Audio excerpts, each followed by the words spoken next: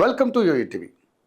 తెలుగు రాష్ట్రాల్లో కాంగ్రెస్కు ఆ సామాజిక వర్గం కేర్ ఆఫ్ అడ్రస్.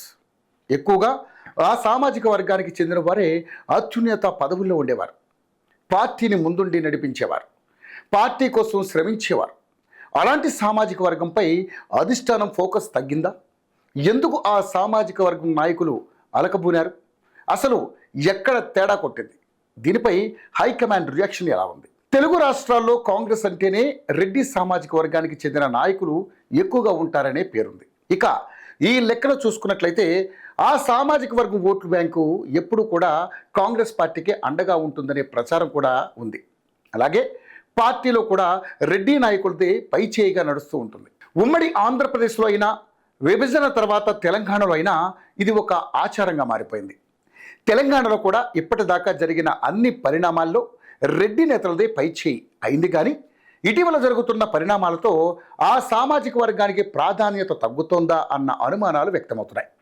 తెలంగాణలో కాంగ్రెస్ ప్రభుత్వం కులగణన చేసిన తర్వాత సామాజిక న్యాయానికి కట్టుబడి ఉండాలన్న అభిప్రాయానికి వచ్చినట్లుగా తెలుస్తోంది.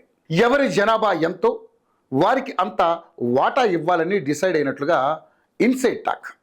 ఇటీవల జరిగిన మంత్రివర్గ విస్తరణలో కూడా మాల, మాదిగ, బీసీ సామాజిక వర్గాలకు ప్రభుత్వం పెద్దపీట వేసింది.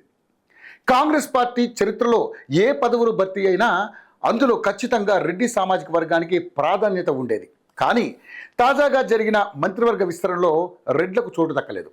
ఇదిలా ఉంటే ఇటీవల కాంగ్రెస్ పార్టీలో పదవుల భర్తీ కూడా జరిగింది.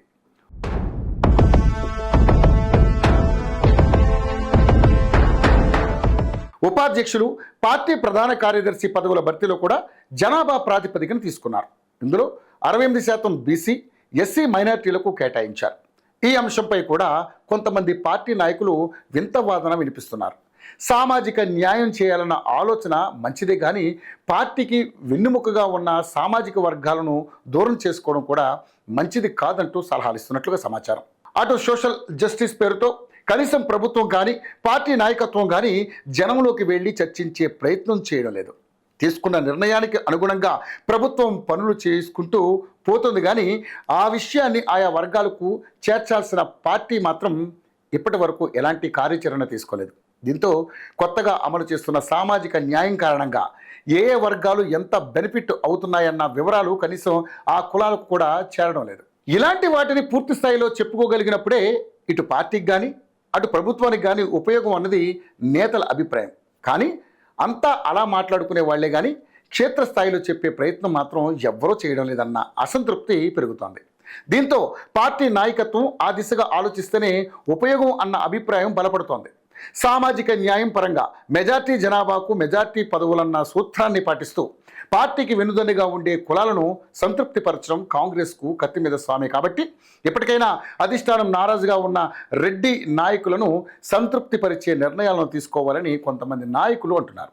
అయితే హైకమాండ్ మాత్రం స్థానిక సంస్థల ఎన్నికల తర్వాత జరిగే విస్తరణలో రెడ్లకు ప్రాధాన్యత ఇవ్వాలని భావిస్తున్నట్లుగా తెలుస్తోంది. చూడాలి మరి, అప్పుడైనా ఈ సామాజిక వర్గం నాయకులు శాంతిస్తారో లేదో చూద్దాం.